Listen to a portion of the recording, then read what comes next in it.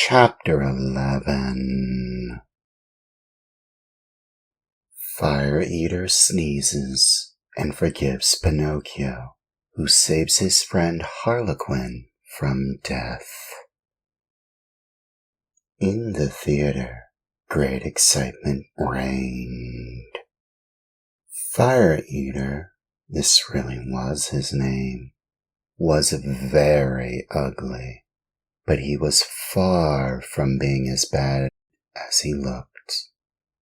Proof of this is that when he saw the poor marionette being brought in to him, struggling with fear and crying, "I don't want to die, I don't want to die," he felt sorry for him and began first to waver and then to weaken. Finally, he could control himself no longer and gave a loud sneeze. At that sneeze, Harlequin, who until then had been as sad as a weeping willow, smiled happily and leaning toward the marionette, whispered to him, "Good news, brother mine. Fire Eater sneezed, and this is a sign that he feels sorry for you. You are saved. For be it known that, while other people, when sad and sorrowful, weep and wipe their eyes, Fire Eater, on the other hand, had the strange habit of sneezing each time he felt unhappy. The way was just as good as any other to show the kindness of his heart." After sneezing, Fire Eater, ugly as ever, cried to Pinocchio, "Stop crying! Your wails give me a funny feeling down here in my stomach and... Achoo! Achoo!" Two loud sneezes finished his speech. "God bless you," said Pinocchio. "Thanks. Are your mother and father still living?" demanded Fire Eater. "My father, yes. My mother I have never known." "Your poor father would suffer terribly if I were to use you as firewood. Poor old man. I feel sorry for him."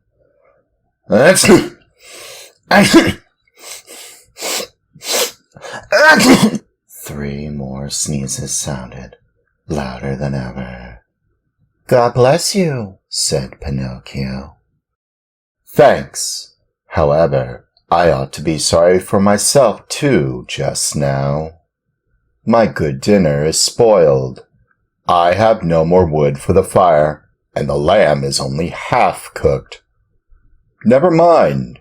In your place, I'll burn some other marionette. Hey there, officers!"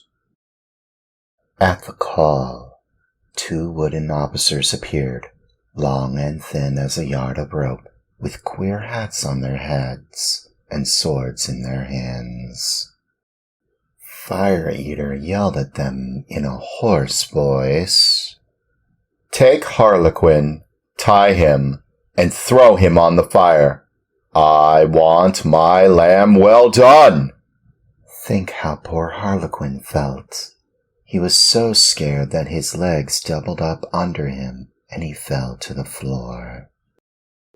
Pinocchio, at that heartbreaking sight, threw himself at the feet of Fire Eater, weeping bitterly, asked in a pitiful voice which could scarcely be heard, "Have pity, I beg of you, signor." "There are no signori here." "Have pity, kind sir." "There are no sirs here." "Have pity, your excellency." On hearing himself addressed as Your Excellency, the director of the Marionette Theater sat up very straight in his chair, stroked his long beard, and becoming suddenly kind and compassionate, smiled proudly as he said to Pinocchio, "Well, what do you want from me now, marionette?" I beg for mercy from my poor friend Harlequin, who has never done the least harm in his life." "There is no mercy here, Pinocchio.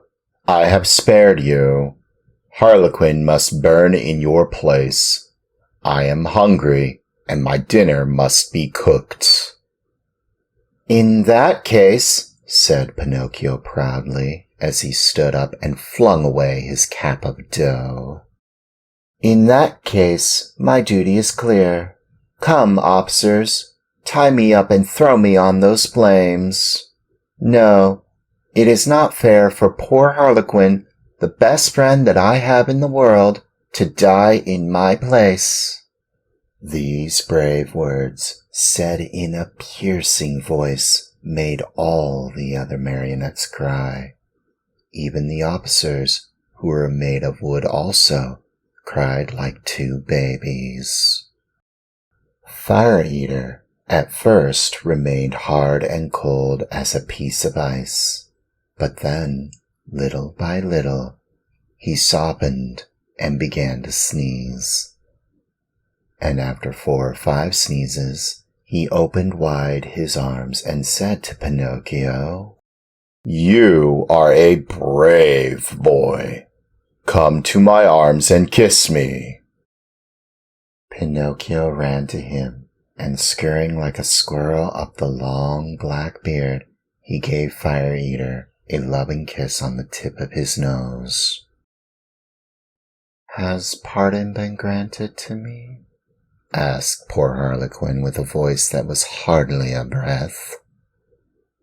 "Pardon is yours," answered Fire Eater, and sighing and wagging his head, he added, "Well, tonight I shall have to eat my lamb only half cooked. But beware next time, marionettes." At the news that pardon had been given, the marionettes ran to the stage and, turning on all the lights, they danced and sang till dawn.